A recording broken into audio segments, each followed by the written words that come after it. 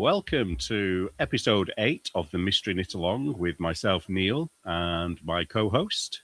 And I'm Shauna, and we have an extra special guest today, you guys. Our mystery guest is none other than Jeanette from Zaneteknits. Welcome, Jeanette.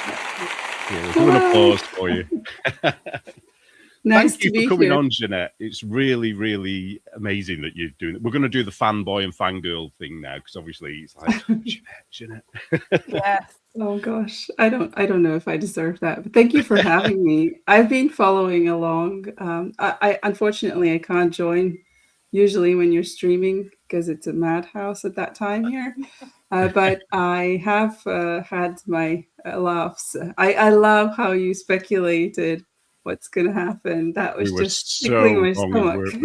We were so wrong. No, wrong, but it's so fun. Yeah. Because I think I was saying that there was going to be some, is it smocking, is it called? I think I was saying there's going to be, there's going to be some smocking and there's going to be this. And because what threw us is that you'd said that there was going to be one section that was going to use a lot of yarn. That was so funny, you guys.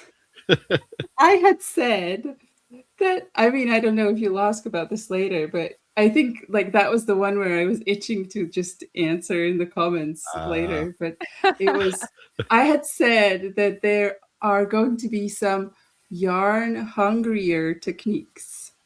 And I think this is a game of telephones that got blown up. But I just said a little yarn hungrier techniques for the sea color. What I meant by that, the garter kind of sections there, you have to knit 2 rounds to get the length of 1.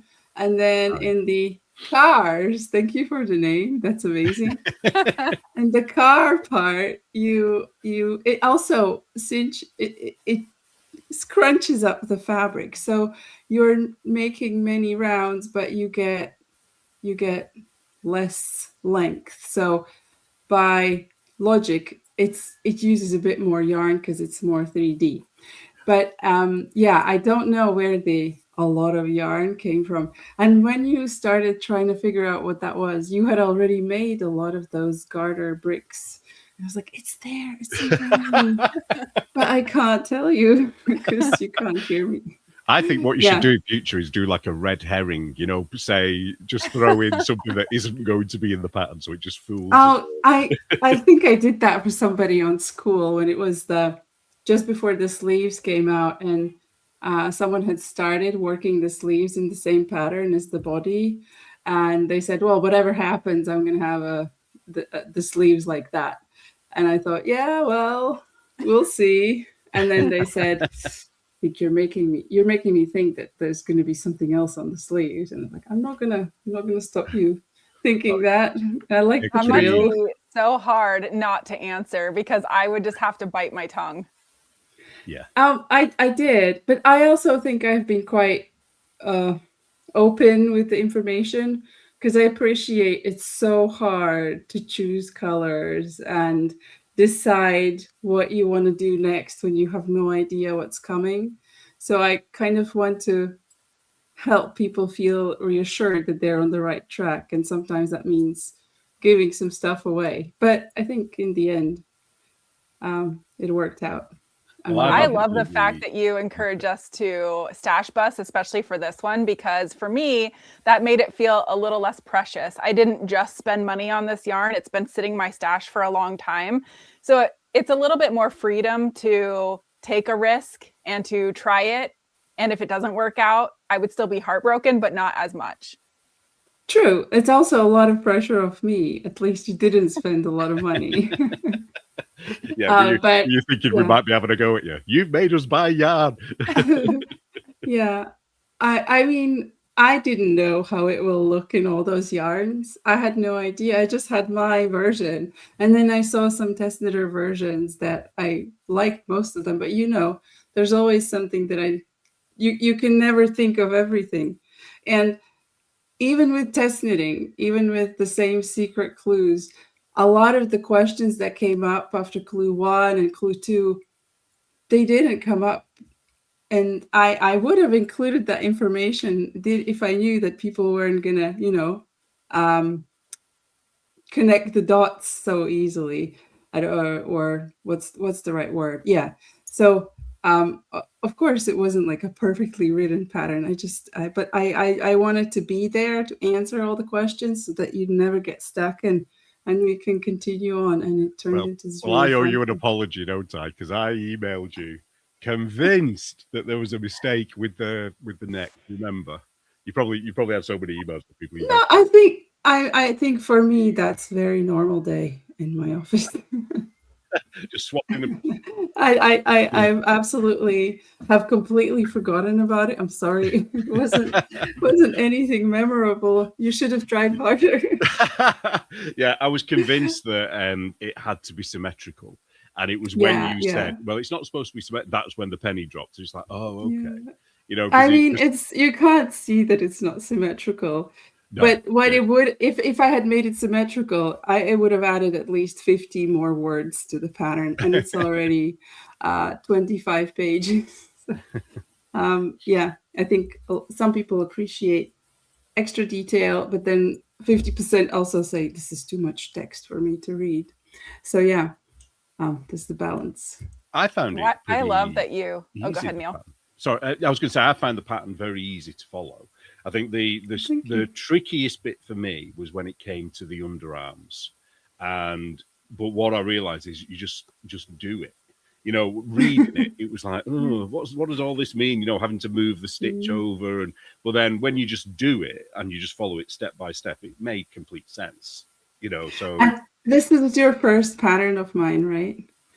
For me, yeah. Yeah. So, and then once you do it once, every next one, I just use the same similar methods, and it's like, oh yeah, of course, this is going to work out. I trust it.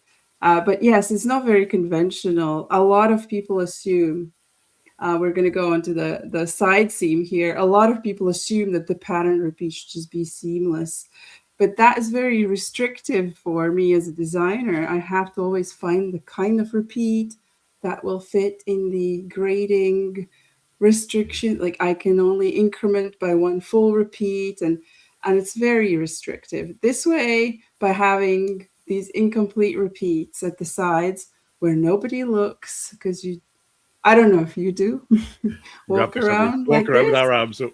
Yes, and even if you do, it's usually just symmetrical. And we have a lot of sewn garments, and if there's some print on a sewn garment, you have to be really haute couture to have the pattern align perfectly along the side seam or somewhere.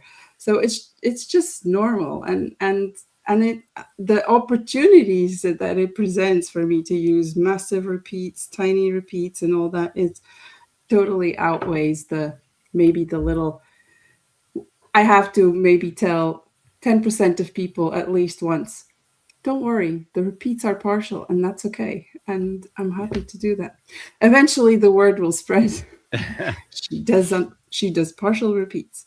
Because would you have had to have done 24 stitches per size extra to grade it if you and that's not 10 centimeters, and because, well, for the round yokes you can fudge the charts, but then for other constructions not everything scales by 10 centimeters. Like the sleeves won't scale by 10 centimeters. It will be just 2 centimeters for next size, right? The neck won't scale by 10 centimeters. Otherwise, for Neil, the largest size, you'd have a neck. How did you know? How did you know I did the largest size? I haven't told heard it somewhere. I've heard it somewhere. Can't tell you exactly where. Well, yeah, I have to say as well, I'm kind of being a creep here now, I suppose, but there's only 2 designers so far that I've come across that have managed to get a pattern that fits me. I mean, I know you're not designing for me. Yours, because yours does fit. And James Watts. I don't know if you know who James Watts is, but yes, his fits as well. And all the others tend to be just because I don't know whether this is something that's out there, but I find that women's sizes are not the same as, like, say, for instance, a 4XL or a 5XL in a men's size doesn't seem to be the same as a 4 or 5XL in a women's size for other designers. No, it wouldn't be. Yeah, so that's why. So it's really tricky. If I pick a size, it's like, oh, that's not going to fit me in the end. It's always a bit smaller.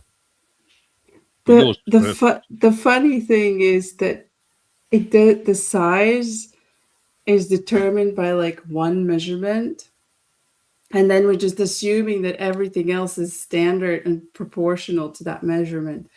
But that's not really the case ever. Everybody's bigger somewhere else than another person. Someone has broader shoulders, someone has bigger chest, and someone has a bigger belly. So it's really, it's a bit of an art to make something that fits everybody. So I try to be like as flexible, let you lengthen the yoke, let you have that side seam there, so you have opportunity if you needed to increase the stitch count there. It's not going to throw the pattern off. You have the chance to, let's just say, increase just the front if you need some room in the front. I don't specifically mention all of this in the pattern, but if someone emails me and says, look, I have very narrow shoulders and I've got a wider bust area, what do you suggest? I will always say, look, there are provisions here that you can make these adjustments, because we are all so different. And I have followed standard measurements for your size. They are based on human. I'm not sure where the population came from, if they were mostly female or male, but it's true that men have broader shoulders than women. I don't know, males versus females, or what do I use here? that males have longer arms, but by doing a top-down seamless, I kind of let you adjust the length and the arm length, so at least I don't have to be responsible for that. You can one of adjust. One of our members of the group, Archer, it's quite sad, wasn't it? Because he knitted. How much did he knit, Shauna? Was it right the way? He was after the sleeve split. Yeah, he was pretty far down. But he's like a bit of a muscle man, isn't he? So he's like, his guns, if you like, are like huge. So I don't think that he's in the chat now, actually. So yeah, I think he struggled. So he had to rip back and do it again because he didn't realize. So what was the issue? I think it's just that his arms were much bigger than say it would have been for his chest in comparison. If you know what I mean. I think. Yeah. Hopefully he'll say, but he did well, didn't he, to catch up? I don't know how far he got. I don't think he's finished yet, but he. So what was his solution? Did he add more stitches at the underarm? I don't think he told us. I'm not sure if he went up a size, went up a needle size. Archer, if you're there, let us know. Yeah. We've got a few comments coming, so I'll just share them now before we get on to asking you some questions. Let's see. It's a funny username, that one. Lots of hellos. Travel Lorry says she's so happy I'm catching the live. Jeanette, you designed a lovely sweater. I love all your designs. Yes. Don't make my cheeks more red. Joe Bob says, I really appreciated the cover photo with the small balls of scraps. It made the project more realistic for me. I do remember that picture, yeah. Yes, well, what else could I put? Right. It was really tricky to make photos for mystery. Yeah, but genuinely loved my colors before they were in the sweater. And then, yeah. Yeah, so Archer says, this is Archer. Yes, I was at the sleeve split. I went up in needle size and one size up. So, but it did fit him after that, didn't it? Okay, so I wanted to ask you, because you are from Latvia, is that correct? So, and now you live just outside London, don't you, in the UK? Yeah. And I watched the Fruity Knitting show, so I know that I think you came over with your job, didn't you, which is computer programming, is it, or something like that? Yeah. Yeah. Go on. Sorry, I interrupted you. No, I came over thinking, oh, I've got higher education. I'll get a job like that. But no, I was very naive. So So there's some ups and downs, but in the end, it worked out. So how have you found it in the UK? Because it must have been initially a culture shock. Truth be told, I was my first abroad experience was actually in Canada. I studied in Canada for 2 years. That's where I learned English. So no one can figure out where my accent's from. And I was 16, 17, 18 on an island called Vancouver Island. There's this crazy college there. I call it crazy because it's there's people from 80 different countries in one campus living for 2 years and trying to learn international understanding.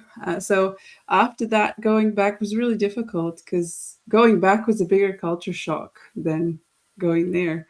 There, I expected a lot of new stuff, but once you've been exposed to the world and you go back to your small village where everyone's still the same and they don't see the world the same way, it was very hard to stay there. So I was always drawn to getting out, so to speak. And I went to Sweden to study for a year, and then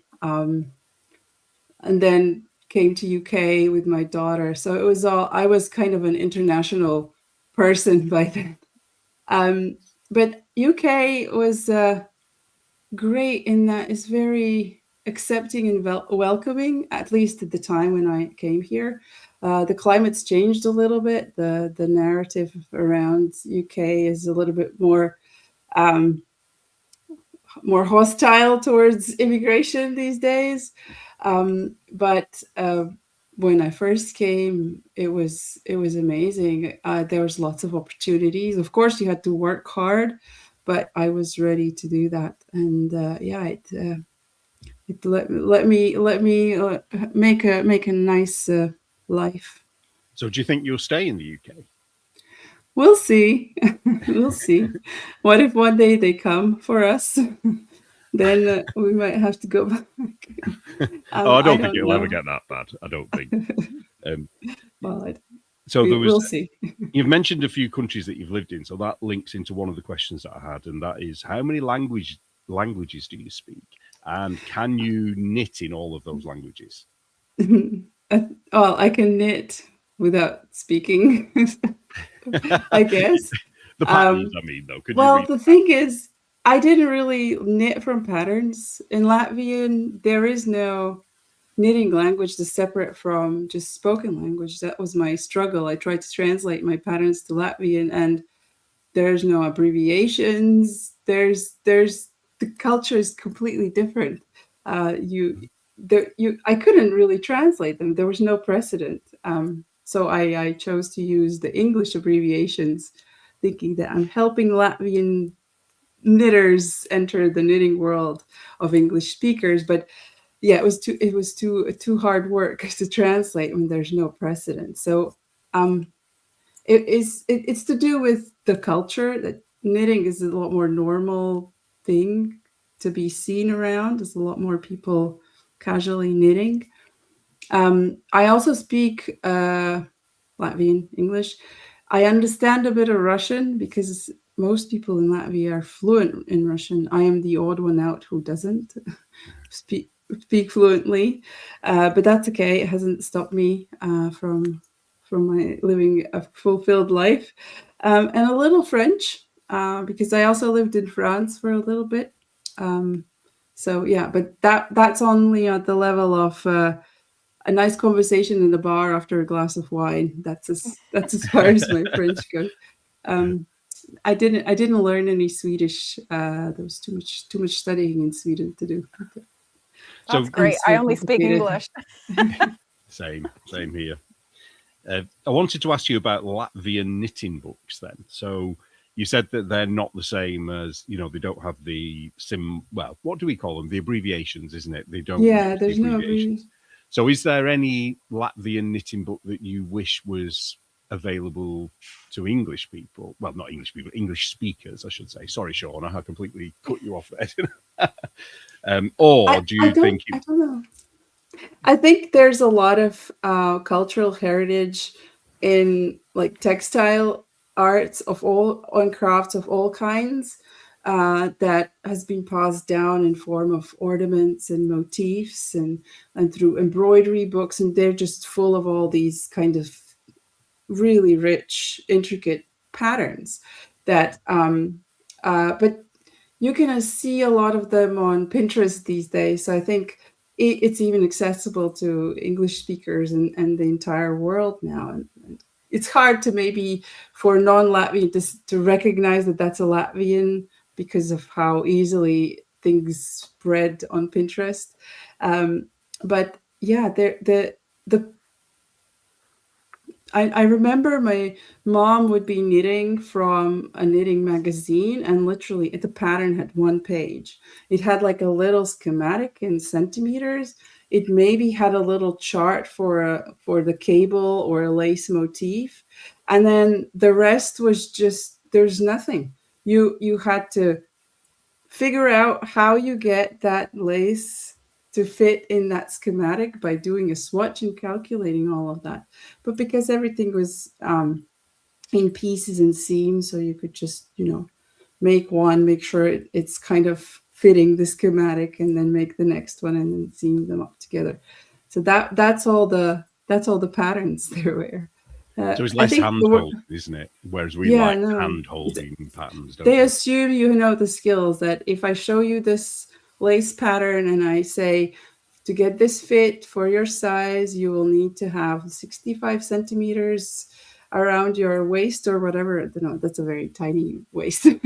But then you kind of, it also depends on the yarn that you have, because there's no concept of yarn weights. You kind of, whatever you have at hand, the gauge will be different, so your numbers will be different, and people would actually, honestly, I didn't realize that design and knitting were two different things.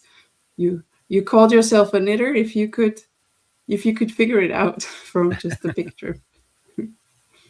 Yeah, I definitely appreciate the hand holding, because that sounds very daunting to me. But if you grow up doing that, it just seems obvious, right? Yeah, I didn't realize there were patterns until 7 years ago when people started asking me for them. I was like, what do you mean by pattern? Do you mean the stitch pattern is just a rib? Or it's just the simple cable that you cross every 4 rows? It's like, no, but how many stitches do you cast on? I'm like, well, that depends on your yarn, what size you want to make. And I'm like, oh my God, this is crazy. I love calculating that stuff. I actually love it. But when I first saw a real knitting pattern, I was really afraid, because to me it looked like total gibberish. And I closed the book. I was like, it's not for me. I know how to knit, so whatever. Yeah. So would it be you choose the bind off, you choose the cast on? Would it just be, is that how it would be? Whereas we expect to be told what kind of cast on, how to bind. Before I looked into designing my own stuff and writing things down, I knew exactly one cast on, one bind off, one construction, one way of knitting a sock, and that was it. That was the standard. Everybody just did it like that. There's only cuff down Dutch heel socks in Latvia with a round toe, and that's it. Those are the socks that you learn in year 6 at school in home economics, and those are the socks that everyone knits. And then, to think you learn socks at that age is like, that's incredible. And so can every Latvian learns to knit a sock? They learn. They used to. So I am now over 40 years old. So when I was that was 30 years ago. But things have moved on with the collapse of the Soviet Union. A lot more products were actually shipped to Latvia and available for people to buy. But before the Iron Curtain came off, you had one pink sandal and one blue sandal in all the shops. Every kid was wearing the same sandal in 2 different colors, maybe. So to make something unique that you had maybe seen in some magazine, you just had to do it yourself. And that's really interesting. And home economics was the class where you learned to pickle and cook and embroider, macrame, weaving, all the crafts, and yeah, crocheting even. So whether people, I mean, I also studied chemistry in school, but I don't remember any of that. So I can't tell that all of the people who studied knitting, learned knitting at school can now knit. They just did their project, and then most of them got frustrated and never wanted to see it again. But I loved it, and my family was more crafty, so I just kind of kept with it. I think that's really cool that your culture really thought it was important enough to teach people in school how to knit. They used to, yeah. And then there were budget cuts. So now it's just maths and and languages and physics.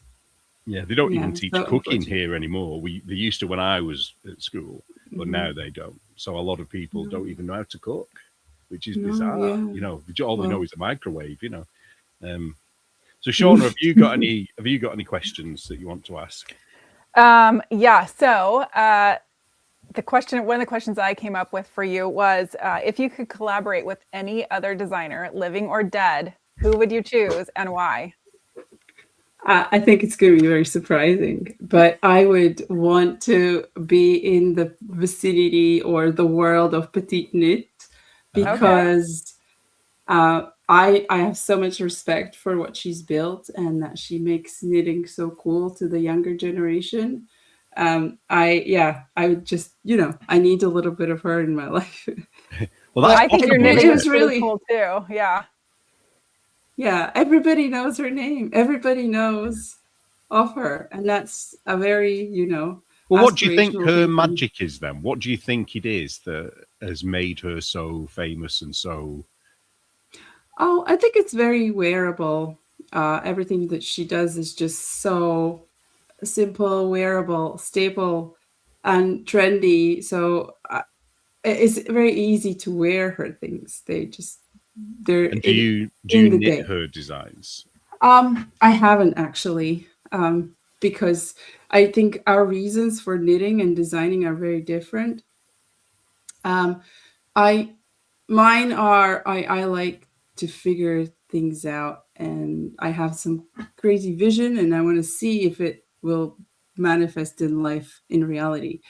Whether someone can wear it later, that's very secondary.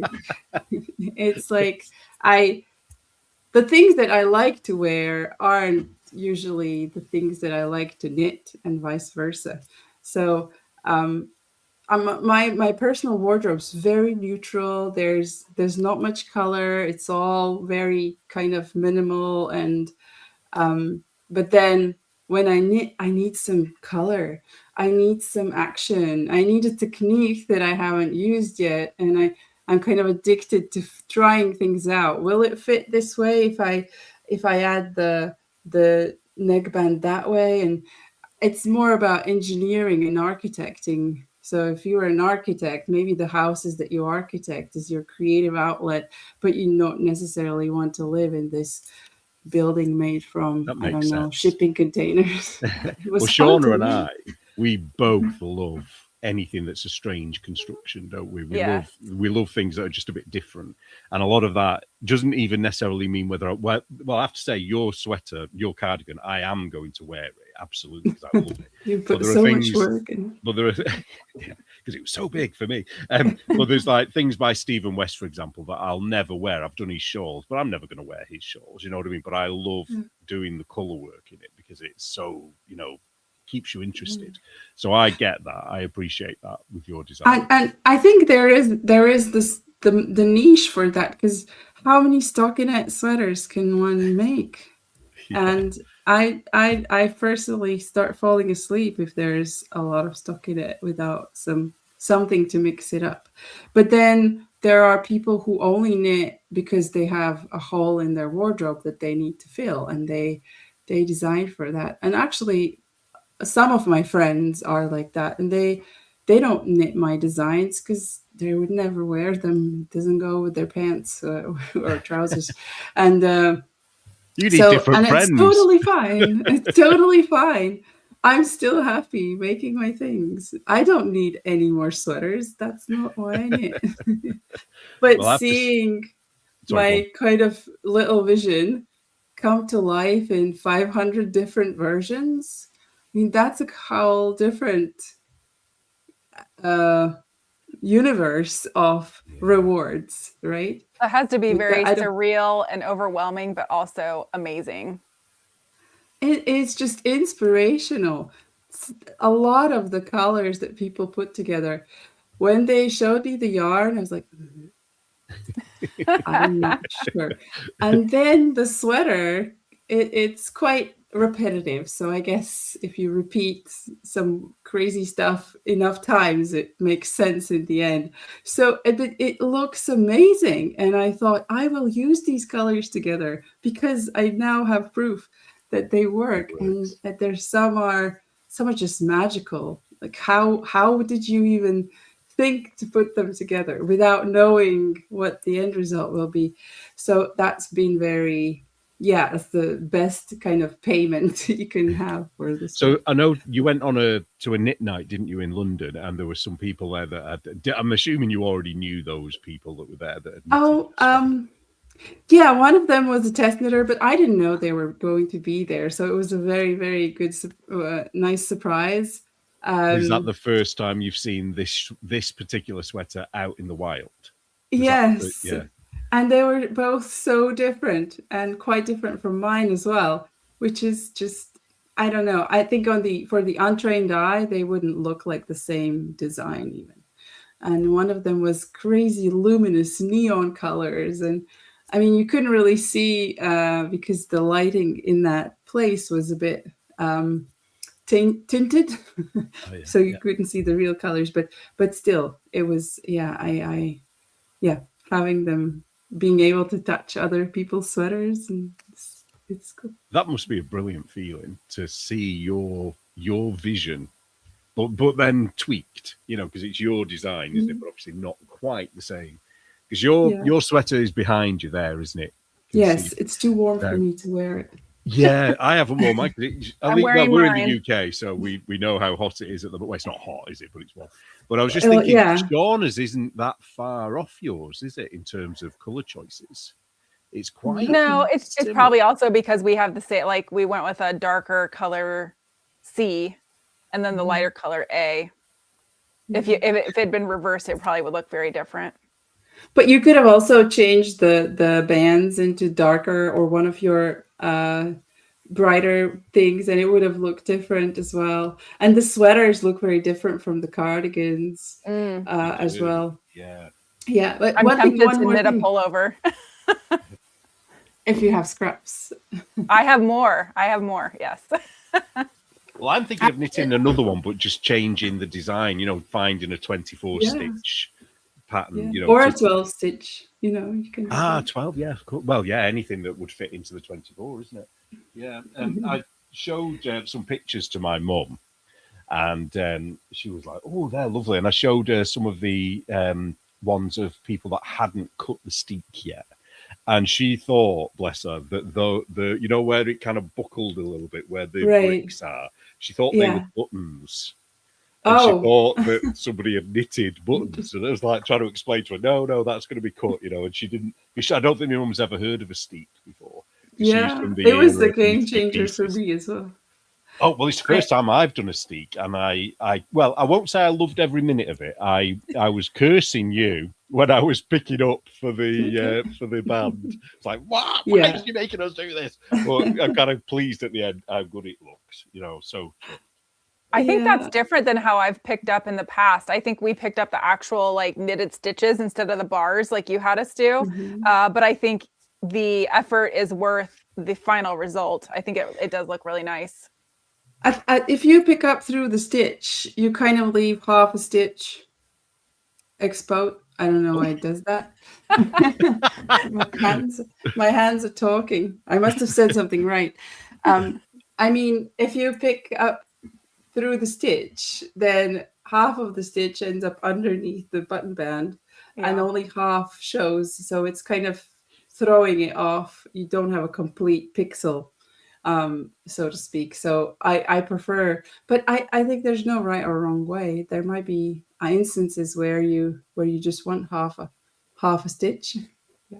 Well, that's what I like about, following a mystery, and the way that you put it out there is, even though I have an idea of how I've done it in the past, it's really interesting and educational to follow the way that you do it, to see, what's the difference, and do I have a preference, more tools in the toolbox, so to speak. Isn't it amazing to see how many different ways there are to do the same thing in knitting? That's probably one of the biggest things that I think I'll never tire of it. There's just bottomless pit of new things to learn, and I don't know of anything else. This was an interesting one as well, because I've done Japanese short rows as a test, to try and figure out how to do it, but I've never actually knitted them into a project, and they are better than German short rows, aren't they? They're seamless. Yeah, they're great. Yeah. Although I had trouble with that very last stitch. I just couldn't get it right, and I ended up stretching it out. But apart from that, I will. Well, if it was your first time and you managed to get them seamless with the first time, I mean, you can't see it. Great. I don't even know where it is now, but it bothered me at the time, thinking, where's that? I can see it, but now it's gone. So, yeah. This is my Shauna's got hers on already. I haven't finished mine yet. I've still got this second sleeve to finish. I was hoping to get it done before we did the interview today, but I've not been very well this week, so I haven't knitted at all. So I am determined to get this finished by the weekend.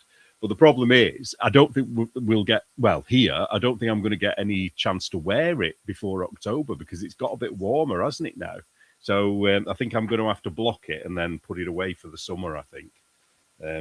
It's just not cold enough. It's still a bit chilly in the evenings if you go outside. I've got plenty of insulation, though, so I don't feel the cold as much as other people.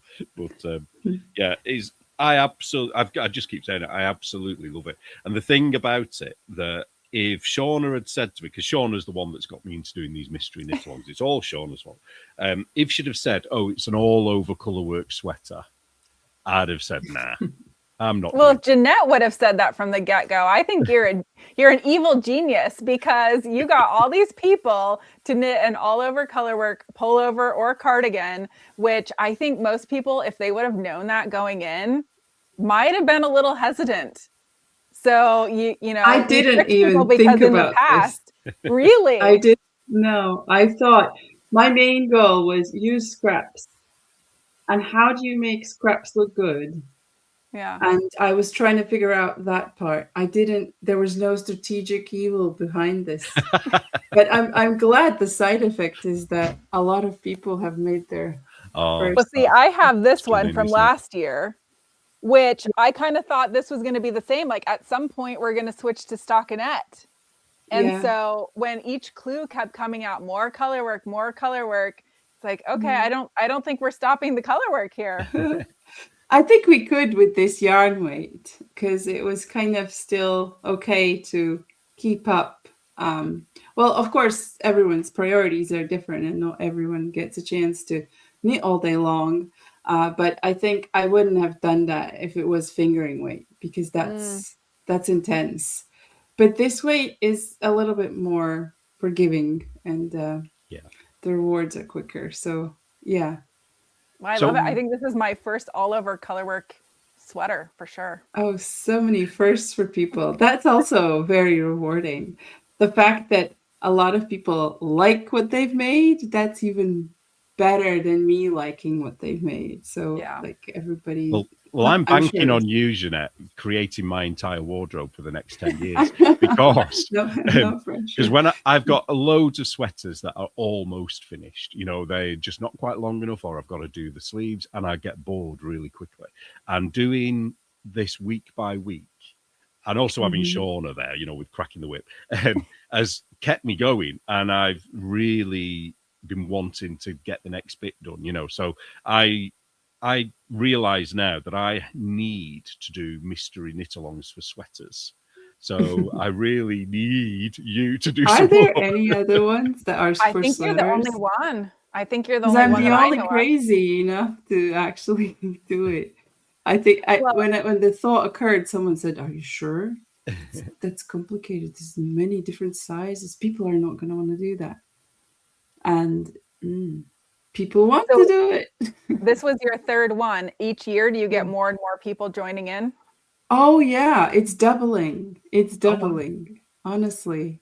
I didn't even realize that it's doubling until I checked the numbers. And it always overwhelms me because I thought, well, that's it. That's the ceiling. That's how many I can attract. But each year it's just been double the previous year. So I'm a little scared about next year. But there will be one. We're doing our part to get it out there. We want everyone to know about you because I love your designs and I love the mystery sweater. That is my favorite. Thank you so much. Yeah, I love it. It's kind of prolonged, intense engagement with everybody, but it's also it's a really long high. And then now I haven't really been in school for a few days because I'm like, I need a little breather, but I'll return because I know there's a lot of people who have completed the sweaters and we'll have the fashion show and I'm looking forward to that.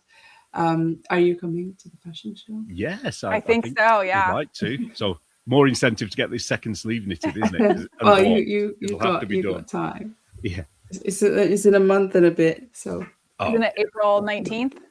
Yeah, it's a Sunday. Yep. Hopefully, that's not a work day for a lot of people. Yeah. We did have a request for a different type of MKAL. And Joe Bob in Australia asked if you would consider doing a Latvian mitten in the summer. Oh. And she said over 4 weeks. She was very specific, actually. So I think like the cuff, the main bit, the thumb, then the top. Why 4 weeks? I don't know. But then I'm sure I've read or heard or something that you're not particularly keen on knitting with fingering weight. Have I dreamt that or? You might have dreamt that because I love knitting with fingering weight. Right. That's okay. My favorite Dreaming way too. is very healthy. Dreaming is healthy. Yeah, it kind of processes all the information you have. I think maybe that was wishful thinking because I don't want to knit a fingering weight sweater in my size. I think that's what that's about. Yeah, sorry, last year's was kind of fingering. Mm-hmm. Next year's I haven't decided yet, but I'm trying to figure out. But I will return to the mitten in a second. But next year's I'm trying to figure out, should we stick to round yokes or are people ready to like mix it up and let's do something more tailored and cool, or round yoke, easy shaping. My vote is go crazy. Change it up. Yeah, because I think we can make certain things fit even better with more tailored dressmaking. So is that kind like of set-in sleeves type thing? Or yeah, maybe set-in sleeve, maybe something along those lines. Not your rectangle. I think I will never. I mean, it has to be a very special case, or I will just do 4 rectangles sewn together. That's like Barbie childhood memory times for me. Yeah, that's not interesting anymore. But yeah, we'll see. We'll see about that. I will sleep on it, so to speak. How much in advance do you have to start, next year's MKAL? Are you already working on it? No, not that much. I think in August, September, I was kind of playing with it. And then October, November, maybe I missed November, December was the testing. So yeah, November, December was a test. Wow. So yeah, it was August I was designing this. Because this almost didn't happen, right? You almost didn't do the mystery this year? Yes, I had so much on and I thought this is not gonna work. Well, we're happy you did. But in the end I was okay, let's do it anyway. It's gonna be 20 stitches in 10 centimeters, and I can knit that faster. But then it was all over color work. Wasn't really that much faster, but it was fun. So how long does it take you to actually knit one of your designs when you're creating it? You know, how long? Because you've got to do your specimen, haven't you, or your prototype? Yeah, I knit all my stuff myself. I know that some designers use sample knitters, but I need it for mostly content creation. I just have to be there to kind of promote my stuff, and I need to film it and take photos. But also, I often experiment, and I have no idea if it's going to work until I've tried. So I write a little bit of the pattern, and then I knit it to see, does it actually work and look like I want? So I couldn't just send it to someone and they get stuck after 3 rows and ship back. So, but because I release a pattern approximately every 2 weeks, sometimes less, sometimes more, that's the average. A garment will take 2 weeks. Some are very intricate and take a lot longer. So I have been. That's amazing. I'm in awe. Yeah, I thought Shauna was a fast knitter. There's a bulky weight that you can do in 24 hours as well. So it's always a mixed bag. Yeah. And so when you have your test knitters doing the mystery knit along, do you give them the entire pattern, or do you give it to them in the weeks like you would, like in the clues? Yeah, in the weeks, but they don't have a whole week. We kind of like go it every 3 days, and then when it gets to the longer clues, the deadline is still generous, but as you do, you finished your first clue in what, 4 hours or something. I don't want the test knitters to, get bored. They already know the drill. So yeah, they get every 2-3 days, depending on the clue size. And we check in with them saying who's ready for the next one. If no one is, then we don't push it. I liked the pace because it was really nice especially over 7 weeks. For those earlier weeks, I was able to work on other stuff, and it's kind of nice to mix it up like that, to not be all consumed on one project. Yeah, it's very actually tricky to figure out how you split it in those clues.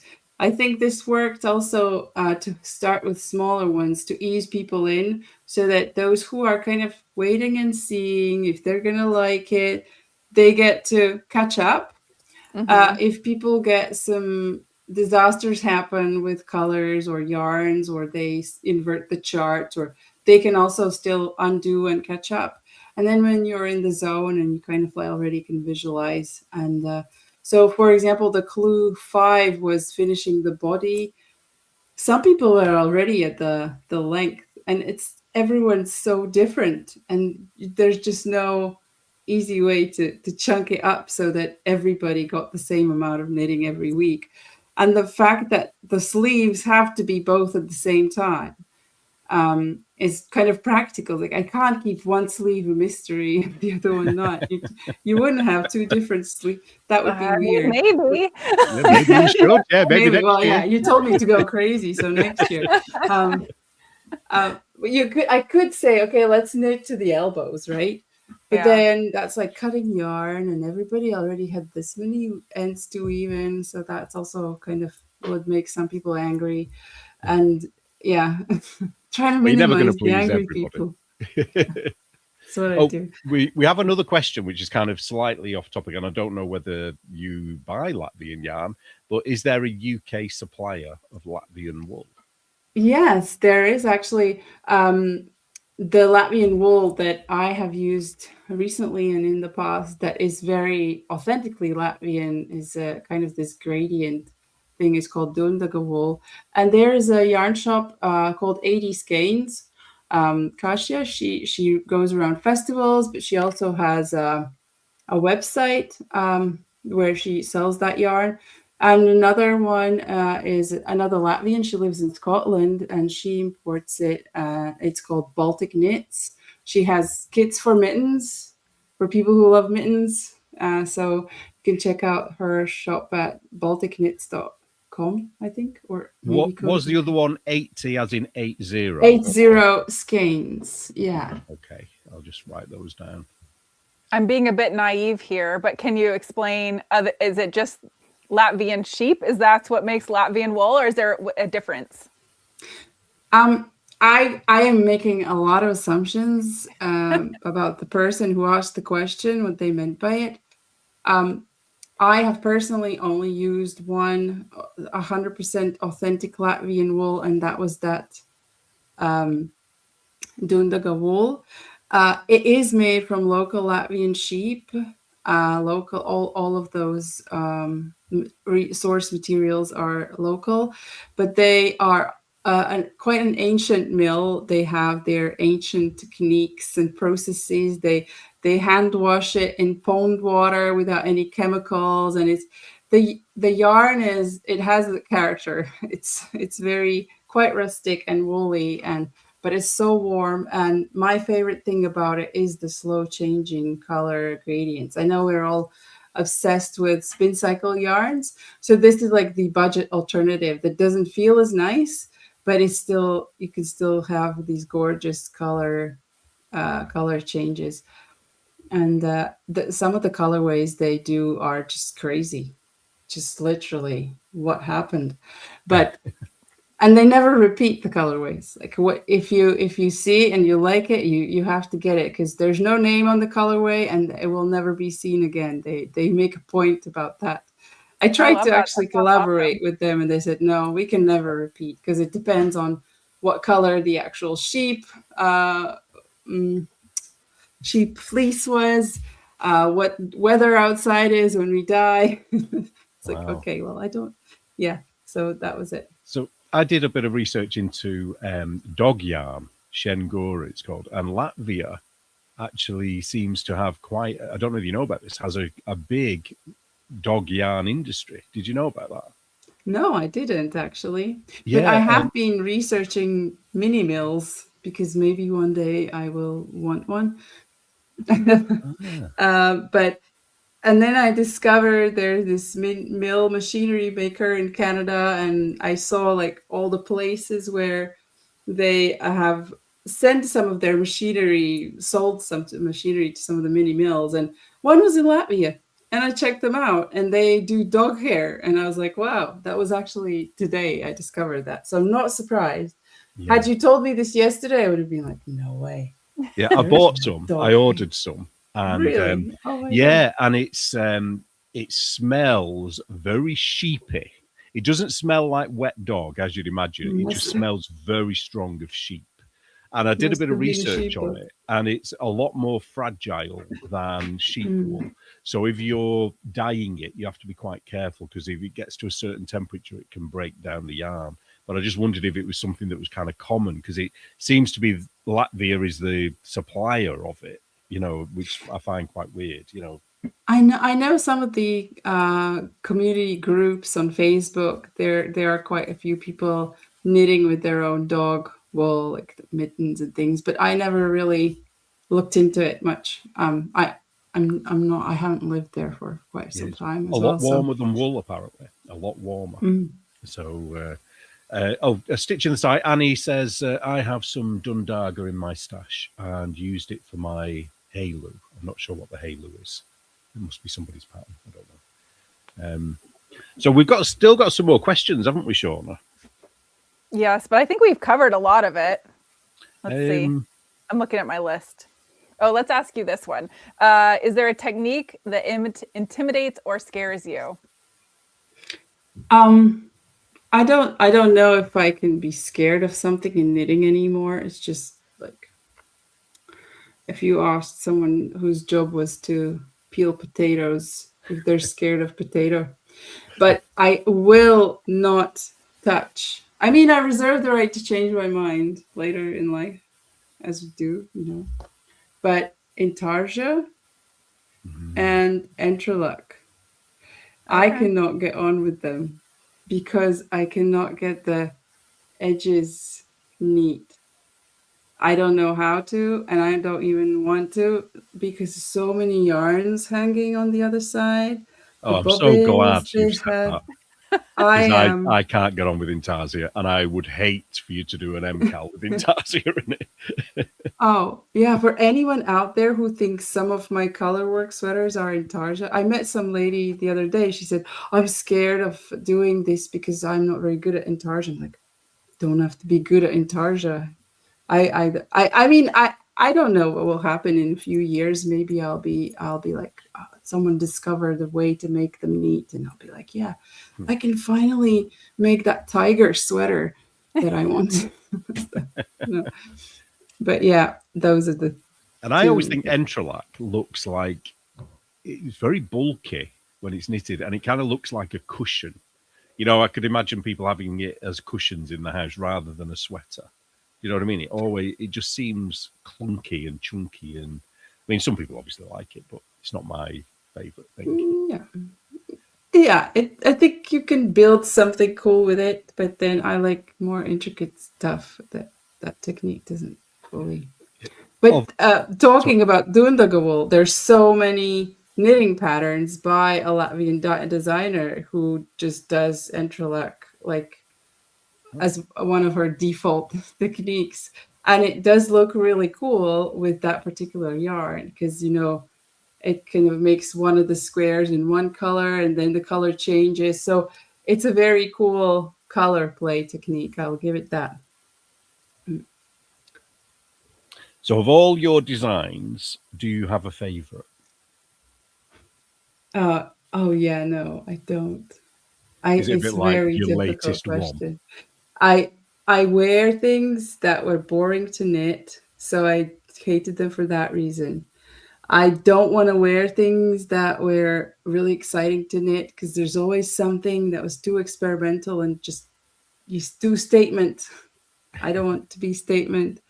And what I can say is I think my favorite ones are the ones that are in my head still, because those are still perfect. There's nothing wrong with them. Yeah. Yeah. They're the ideal. Yeah. Yeah. Good. And when you are designing, what's your favorite part of the process? It's the architecting, really.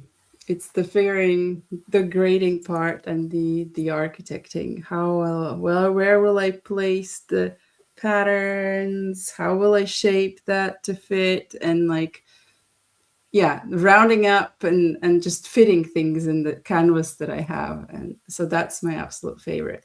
Once I get to let's say it's a top-down seamless thing. Once I get to about here, I'm like, this worked. Now I just have to finish it for the photos.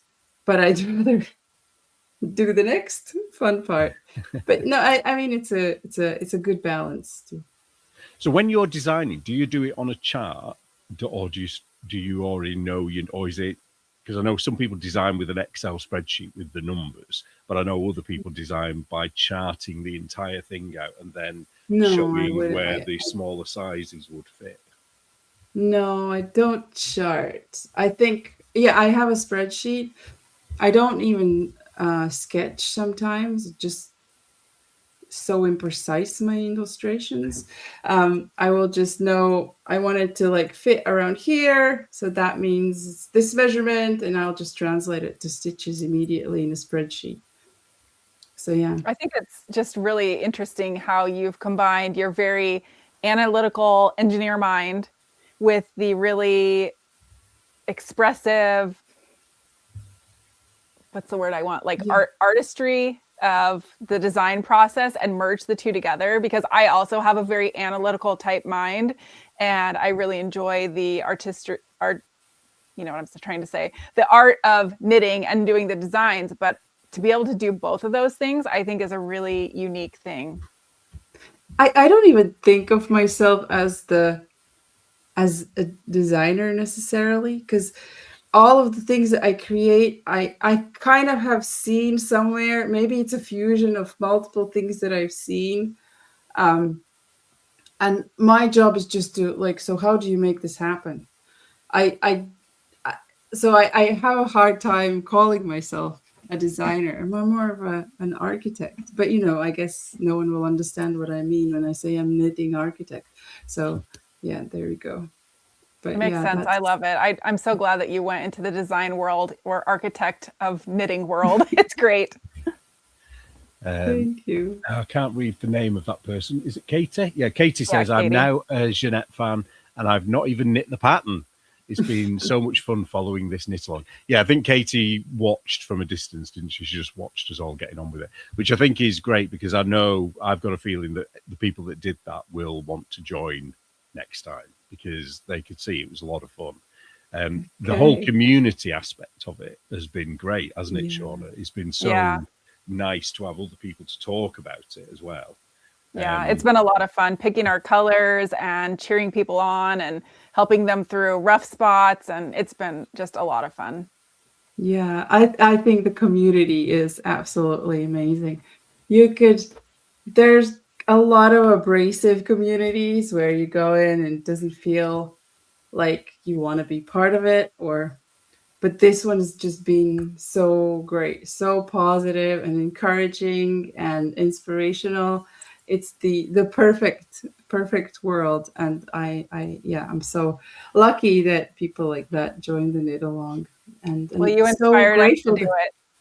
So grateful that people engage, and I think you're asking how the UK is different, and even US even more. I noticed that if I go to some yarn festivals in the US, people are very open. They come and talk to you about knitting. There's no strangers. UK is a little more reserved. They will be kind of polite, and like there has to be a very good reason for them to come and talk to you. But where I'm from, if you don't know me, don't even look at me. We're not supposed to engage. So it's very difficult to get people to, do something together. And the fact that this was an international community, there were so many people actually participating, commenting on other people's things, that I really appreciate, because it takes time. Like, who has time to sit on the computer every day and like type some things? But then you get to see all the beautiful photos of the sweaters and works in progress. I can see the pearl bump question. Do you want to go there? Why the pearl bump side seam? Yes. So why, Jeanette? Why? I'll explain. I will give you some reasons why I added, and then you can take it or leave it. It's not a mandatory thing. It's even on my very straight kind of, I don't know if everyone can see what I'm showing here, the side seam of my really bigger. Oh, yeah. There we go. See? There's a side seam there as well. And it's not a seam, it's a seamless top. I just add it there for all my sweaters because it's a detail that by default I love adding, because it creates that. This is a real garment. This isn't some child's play. I don't know. Maybe it's my seaming background. Second reason, some people have said it adds more structure. And I have noticed that if the yarn is single ply and it's a little over twisted, and some stitch patterns even more makes the garment turn a little. I don't know if you've ever noticed that.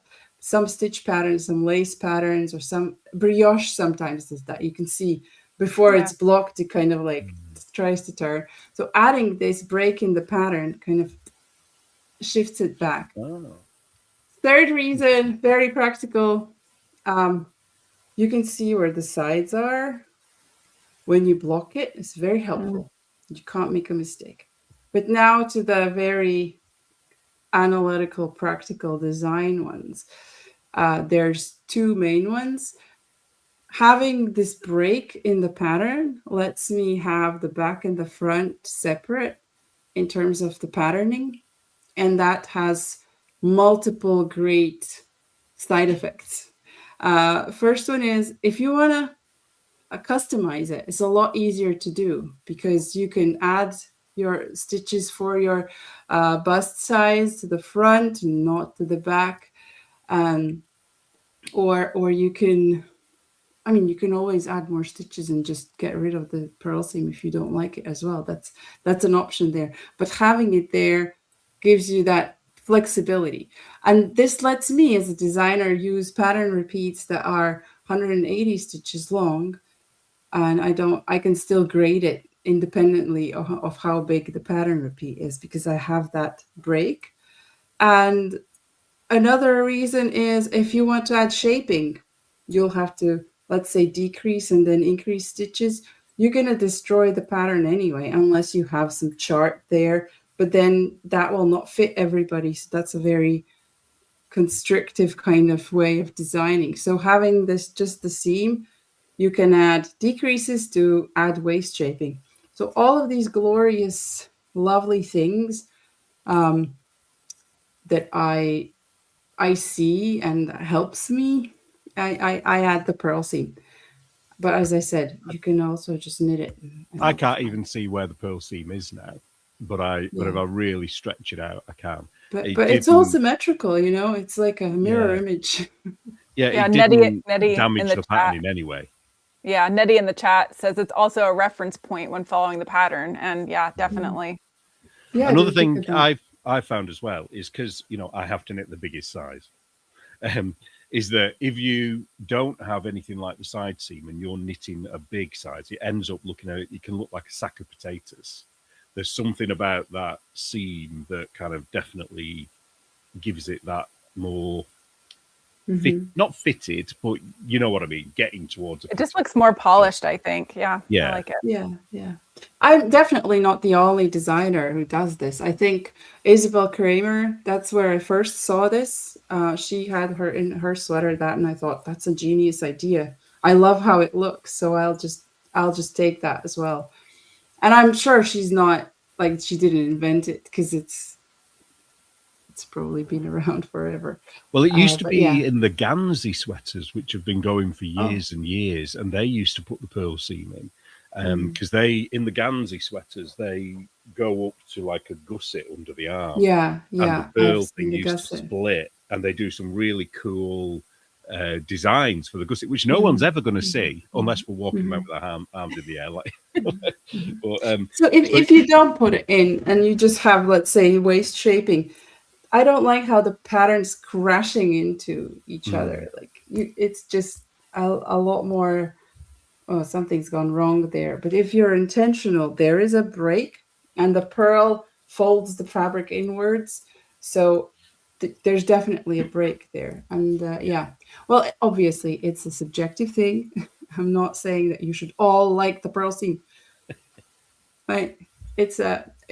My pattern is a recipe, and you can change up the ingredients to suit your taste. And I will absolutely take no offense at all. I will encourage it, actually. If you want to put a little cable there, that's next also year, cool. There'll be 3 purl stitches, not just one. I'll put a little lace row, or we'll all install zippers here. Yeah. Jeanette, is there anything that we haven't asked you that you would like to tell us? Oh, I don't know. I wasn't keeping count of. It's just been a very lovely conversation, and thank you for having me on. And thanks again for everybody who's watching and following along and who made it. And I hope you're enjoying the little yarn labels that you have now from all the cakes you used. I certainly did. My little basket was full of these little labels of all sorts. That was very rewarding for me. Yeah. But yeah, I can't wait for August to come to do the next one and see the explosion of creativity. I'll definitely be doing it, even if it's fingering. I'll do it, but I will moan all the way through, like I did this time. We'll be back next year. Might be sport. I think the patterning that I have in mind is a little bit more intricate than this, so it might need sport. But yeah. Ooh. That sounds exciting. I cannot wait already. We've got some quick fire questions. Shall we do them one at a time, Shauna, or? I don't have the quick fire questions. Oh, do you not? Okay. Nope. There's only 12. So the rules of this is that you have to choose one or the other. So even if you have a third option that you prefer, you've still got to choose one or the other. So go on. Don't think too much about it. It's all knitting related. Fingering or super bulky? Fingering. Magic Yeah. loop or double-pointed needles? It depends. Got to choose one. Double-pointed needles. Color work or cables? Color work. Knit two together or SSK? SSK. Oh. Swatch or wing it? Oh, I'm in the right profession for loving swatching. Yeah, swatch. Toe up or cuff down? Toe up. Oh, good. Yeah, I'm a toe up as well. Top down or bottom up? Top down. Brioche or fisherman's rib? Fisherman's rib. Ah, that's interesting. Okay. Less yarn. Yeah, Latvian braid or an I-cord? Do I have an I-cord machine? I-cord. Latvian mittens or Norwegian Selbu mittens? Latvian. You've got to choose Latvian, haven't you? Yeah, it's just more variety. And then the last one, which is one you've got to choose one or the other, because I do know you have a preference for a different one. Wrap and turn or German short row? Neither. Oh my god. So imagine Japanese short row doesn't exist. So impossible to answer. Well, I'll pick German over wrap and turn, yeah. But then again, Stephen West's short rows are even better. Yeah. Garter stitch, they're amazing. Does that even have like a name? I don't even know. Yeah. It's the Stephen West short row. Short rows, yeah. Does that short row work on stockinette, or is it just garter stitch that it works on? Because I've only done it. I think it just works on garter stitch, because that's must have been in the twists and turns, or where did they learn that? I don't remember. But there's also an Arne and Carlos one for like baby socks that my friend taught me. That's for short row sock heels and all these interesting ones.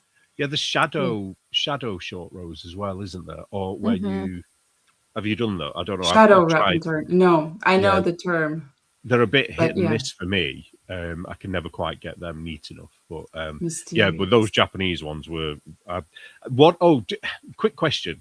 How do you know how to change existing patterns that have got, say, German short row into Japanese short row? Is it a simple process? I think so. Instead of doing the double stitch, you just turn, and the double side of the double stitch is made by that loop that you will pull up later. So you put it on. I think you can try to figure out how many stitches away from somewhere they want you to turn, and you make the double stitch at that point. So include the double stitch in your bit that you knit before you turn, and then place your bobby pin or marker and turn back, and that will, the bobby pin together with that last stitch will be your double stitch. Cool. I'm going to try that. So we're going to show our what do we call them, Shauna? Our compilations. Yeah. So we'll play those now, and where are we? Let me find it. Here we go.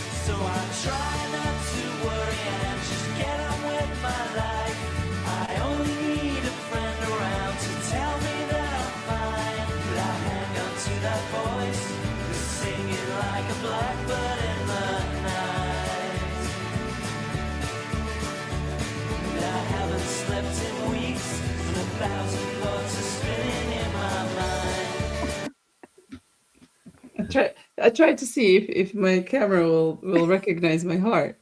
Oh, Only and when do it the wants hearts. to. But it doesn't. It does it when you don't want it to do it. That's when they find with those, isn't it?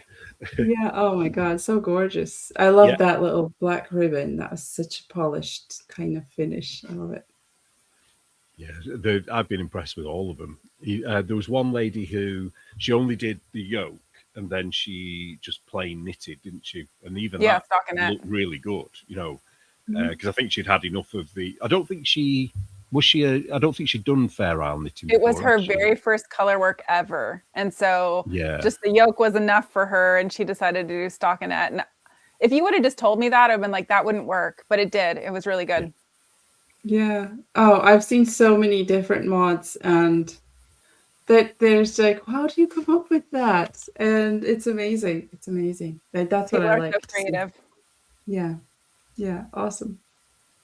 Brilliant. Well, thank you very much for coming on. So the only other thing we're going to do now is we're just going to show the yarn choices for the Stephen West knit along that we're going to be doing now. So I'm struggling now because I've got to get this sleeve done and I've got to get Stephen West's Clue 1 done as well. So I'm like under pressure. Although Shauna's nearly done, haven't you? You've nearly done. No, I'm not nearly done. Well, we're not going to show any spoilers, so it's just going to be the yarn choices. And I think one person has put their I-cord in the picture. Yeah. But that's it. So we're not going to spoil it for anybody. So I'll play that now.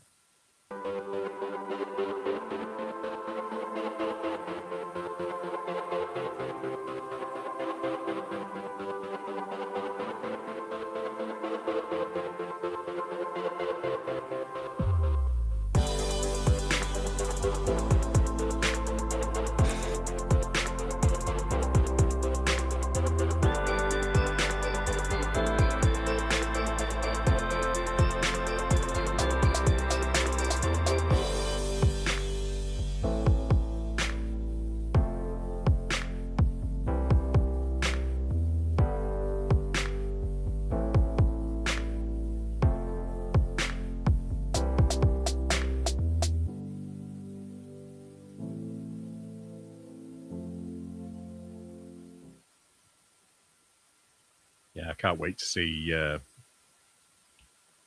when we've got a few clues we can show, because we'll show Clue 1s next week, won't we, Shauna? So spoiler alert, if you don't want to see the spoilers, watch with your eyes covered. Just listen. Yeah. So I think we've covered everything we wanted to ask you. So I just want to thank you again for coming on. And can we pre-book you in for next year? Because after we've done next year's sweater, we'd like to have you on again. Well, now you're gonna have to knit it, whatever it is. Oh, we will. Shauna told me to go crazy, so I might. I'm ready. It's been so much fun talking to you. Thank you for talking about the sweater on the YouTubes. I appreciate it. And, before I forget, what's your website? Oh, it's very original. Zaneteknits.com. Okay, I'll just put that on the screen because you're on Ravelry, aren't you, as well? Yeah. Do you sell your patterns on your website, or is it just on Ravelry? I used to, but now it's just a kind of a catalog of everything. I will be doing a major update. I was just in the middle of testing it, where I'll include some courses and but yeah, you can, if right now it's just a catalog, a search, and it contains links to Ravelry and Etsy in case you didn't use Ravelry for some reason or couldn't pay through it. But yeah, it's all of them there. Thank you so much. And just before you go, do you have Instagram or anything like that as well? Do you have socials? Instagram is also Zaneteknits, and TikTok is Zaneteknits, and YouTube is Zaneteknits, and I'm not on Reddit. Oh yeah, you don't want to go on there. I won't bother putting those on because it's the same, isn't it? So it's everywhere is the same. I hope that nowhere are my imposters, but yeah, if it's knitting, it's me. Well, thank you so much. I'll sign off now. Goodbye, everybody. Thank you for following along, and I'll see you next year. Thank you very much. Bye. Bye. So that was really good, wasn't it? Shall we end, or do you want to? Is there anything else you want to talk about? I mean, do you want to see my Stephen West that I have so far? Oh, what do people think? Yeah. Right. It's a spoiler. So if you don't want to see. I'm not very far though, but it is a spoiler. So you've done the first section, haven't you, of yes. Clue 1? Mm-hmm. I haven't started it at all, and I'm getting a bit nervous. I'm thinking, oh, I won't be able to catch up. People are saying yes. Yes, yes, yes. Okay, so look away if you don't want to see. We'll give you a 5-second countdown. All right. 5, 4, 3, 2, 1. Ta-da! Ooh. It's a bit hard to see because it wants to curl up. But unlike Neil, I have not watched the Stephen West video, so I really don't know what's coming next. But there is a very interesting detail that you might notice is some of my ends are woven in on the front and some of them are woven in on the back. So what the heck is Stephen doing? I don't know. I'm not going to tell you. I'm happy to see how my colors are working because I was a little bit worried.